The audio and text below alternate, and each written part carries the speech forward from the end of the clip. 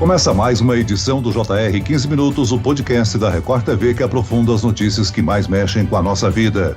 O câncer de colo de útero é o terceiro tumor maligno mais frequente entre as mulheres e a quarta causa de morte de mulheres por câncer no Brasil. Doença que é combatida na campanha Março Lilás. Nessa edição do 15 Minutos, vamos saber como se prevenir, quais os principais sintomas e qual o tratamento do câncer de colo de útero. E para tirar todas as dúvidas, eu recebo o ginecologista e obstetra, professor na PUC de São Paulo e chefe do Departamento de Reprodução Humana e Infância, Dr. Nelson Brensan. Bem-vindo, doutor. Obrigado, suas ordens. E quem nos acompanha nessa entrevista é o repórter da Record TV em Salvador, Bahia, Felipe Costa. Olá, Felipe. O câncer de colo de útero faz muitas vítimas e é um dos tipos mais comuns entre as mulheres, não? Oi, Celso, é sim, olha, o câncer de colo de útero, que também é conhecido como câncer cervical, teve só em 2020 quase 17 mil novos casos. Os números são do INCA, o Instituto Nacional de Câncer. Já o Atlas de Mortalidade por Câncer mostra que em 2019 foram quase 6.600 mortes pela doença. Esse câncer, como você disse, é o terceiro mais comum entre as mulheres, atrás apenas do de mama e do colo retal. Dr. Nelson, vamos começar explicando que tipo de câncer é esse. O câncer de colo de útero, também chamado câncer cervical, ele é um câncer que ele é causado por uma infecção persistente através de um vírus chamado herpes papiloma vírus. O curioso é que esse vírus, ele é super contagioso, ou seja, praticamente 80% de todas as mulheres, especialmente com atividade sexual, elas terão contato com o HPV. Mas a maioria das vezes, esse contato é absolutamente transitório e entre 6 meses e 2 anos no máximo, ele desaparece sem causar nenhuma doença. Em pouco mais de 1% das pessoas infectadas, essa infecção persiste e aí ela pode levar a algumas alterações celulares e essas alterações celulares acabam levando a lesões precursoras que depois podem evoluir para o câncer de colo uterino. Agora, doutor Nelson, o câncer do colo do útero não é simplesmente causado só pelo HPV, né? A maioria dos casos de câncer de colo uterino realmente estão relacionados ao HPV, mas todas as situações que acabam por diminuir a imunidade acabam facilitando essa condição. Vou dar um exemplo. As pessoas que têm início precoce de atividade sexual e eventualmente mais do que um parceiro, ou que fumam, né? Ou que tem além de 30 anos de idade, isso também é um facilitador, porque depois que a infecção ocorre de maneira em pessoas com mais idade, ela tem mais tendência a ficar. Outra coisa também é se a pessoa usar de maneira prolongada anticoncepcionais. E por que isso? Na medida que a pessoa usa anticoncepcionais, por exemplo, orais, por exemplo, pílula comum, ela obviamente acaba não usando o preservativo. E ao não usar o preservativo, acaba ficando mais exposta ao contágio pelo HPV. Então, todas as situações em que expõe muito ao contato com o HPV ou que diminuem a imunidade, isso pode incluir inclusive o fumo, facilitam o aparecimento do câncer do colo. Doutor Nelson, a relação sexual sem proteção, a relação sexual desprotegida é o maior fator de risco? É onde a mulher mais se expõe? A exposição ao HPV se dá fundamentalmente por conta da atividade sexual, é a mais frequente. A maneira mais fácil de prevenir, portanto, seria a gente pensar em uma prevenção primária. Então seria as ações que a gente tem para que a pessoa nem sequer tenha doença. Para não ter a doença, a única maneira seria a vacinação. Ela é a melhor estratégia que você pode fazer, é vacinar os adolescentes, especialmente antes do início da atividade sexual. E essa vacinação até já faz parte do Programa Nacional de Imunização. E ela já é recomendada já desde 2014 para meninas e de 2017 para meninos. Atualmente, tanto para meninos quanto para meninas, ela está indicada. Apesar disso, como você bem disse, a gente não deve esquecer que, independente da vacina, o uso de preservativos é recomendado, não só para evitar o contágio com HPV, mas também por conta das outras doenças sexualmente transmissíveis, tá certo? Como clamídia, HIV e assim por diante. Doutor Nelson, o que muita gente não sabe, como o senhor salientou, o tabagismo tem relação com o HPV. Como é que é isso? O fumante tem mais chance de contrair o vírus? Todos os dados epidemiológicos apontam nessa condição, especialmente quando existe tabagismo crônico, ou seja, considerado há mais de 6 anos que a pessoa fuma. O principal problema do tabagismo, além de todas as toxinas existentes no fumo, está, na verdade, em diminuir a capacidade de defesa imunológica. Então, com isso, acaba facilitando que a infecção seja persistente. Dr. Nelson, a gente já falou disso, mas foi rapidamente, vamos falar um pouquinho mais, é a relação do uso de pílulas anticoncepcionais com o HPV. O que é que aumenta o risco de contaminação? É o uso contínuo? Explica um pouco melhor isso. Na verdade, o problema não é exatamente a pílula, que foi feita exatamente com a função de propiciar contracepção.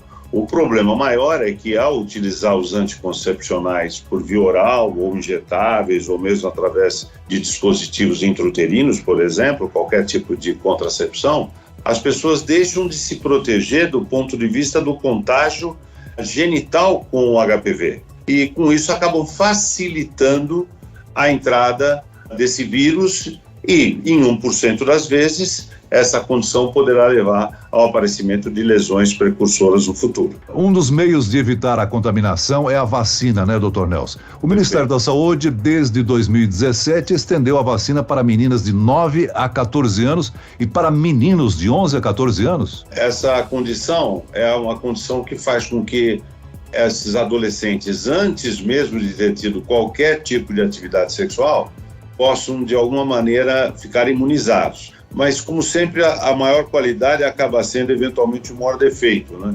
Justamente por pegar pessoas muito jovens, as mães acabam, eventualmente, tendo dificuldade para poder explicar por que aquela criança, aquele adolescente que nem teve atividade sexual, teria que tomar uma vacina para evitar uma contaminação por uma doença sexual. Então, esse foi um dos motivos. Segundo, as pessoas acabavam tendo medo que as vacinas, do mesmo jeito que acontece com o Covid, pudessem ter algum tipo de efeito colateral. E, além de tudo, neste momento de pandemia, isso acabou afastando ainda mais as pessoas do uso da vacina. Mas a vacina, de fato, é o melhor caminho e protege muitíssimo bem contra qualquer possibilidade de desenvolvimento de câncer no futuro. Doutor Nelson, a gente fala muito da vacina para as meninas, mas os meninos também podem ser vacinados, como a gente acabou de falar. Fala pra gente, os meninos também podem contrair o HPV? Que tipo de doença esse vírus causa entre os homens? Muito bem, eles podem, obviamente, se contaminar pelo vírus do HPV e, na dependência do tipo oncológico, daquele tipo oncogênico do vírus, eles podem ter desde doenças simples, não cancerosas, como, por exemplo, condiloma acuminado, como podem também ter outras possibilidades de doença que envolvam a região oral, genital, anal, na dependência do tipo de atividade sexual que eles possam estar exercendo. De qualquer maneira, como é a relação sexual mais comum heterossexual entre homens e mulheres, por conta disso que tanto meninos quanto meninas devem tomar essa vacina, devem se imunizar. Isso também vale para qualquer tipo de relação. Todos estando vacinados, todos estarão protegidos. Dr. Nelson, quais são os principais sintomas do câncer do colo de útero?